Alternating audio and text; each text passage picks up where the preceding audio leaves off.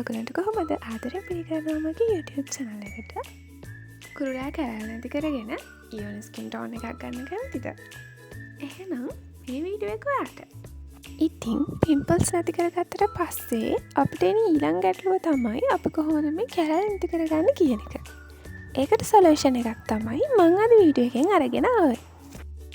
කුරුලෑ නිසා ඇතිවන කැරල් ගත්තට පස්සේ අපිට ප්‍රධාන වශයෙන් කැරල් වර්ග දෙකක් අඳුන ගන්න පුළුවන්. මෙතනින් පළවෙනි එක තමයි මෙන්න මේ විදිහට එන කළු පාට පැල්ලම්. දෙවෙනි කැරල් වර්ගය තමයි මෙන්න මේ වගේ වලගෙවුණු කැරල් හැදෙන එක. මම අද ඔයගොල්ලොත් එක්ක කතා කරන්න හදන්නේ මෙතනින් පළවෙනි වර්ගයේ පැල්ලම් ගැන.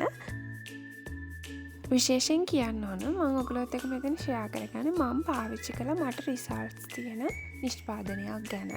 මම භාවිත කරපු නිෂ්පාදනය තමයි මෙන්න මේ ඕඩිනරි එකේ ඇසරික් ඇසිඩ් කියලා කියන්නේ. මේක පාවිච්චි කරන්න ගත්තට පස්සේ මගේ මොනේ තිබ්බ පිම්පල් මාක්ස් ටික ටික ෆේඩ් වෙන්න ගත්තා. ඒ වගේමයි ඕවරෝල් ස්කින් කලර් එක අප් කරගන්න ඕන නම් ඔයාලට මේක පාවිච්චි කරන්න පුළුවන්.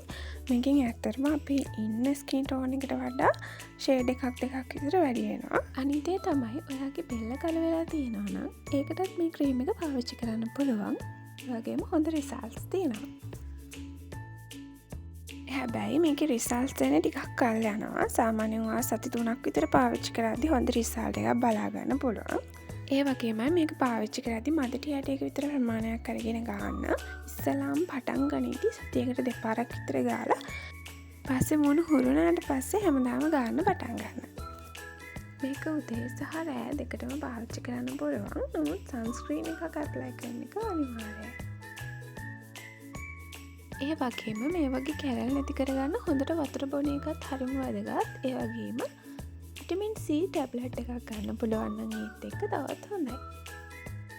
එහෙනම් ඔයාලට මේ දේවල් try කරලා බලන්න. ඔයාලගේ මොනේ තියෙන පිම්පල් මාක්ස් ඉක්මනට නැති කරගන්න පුළුවන්.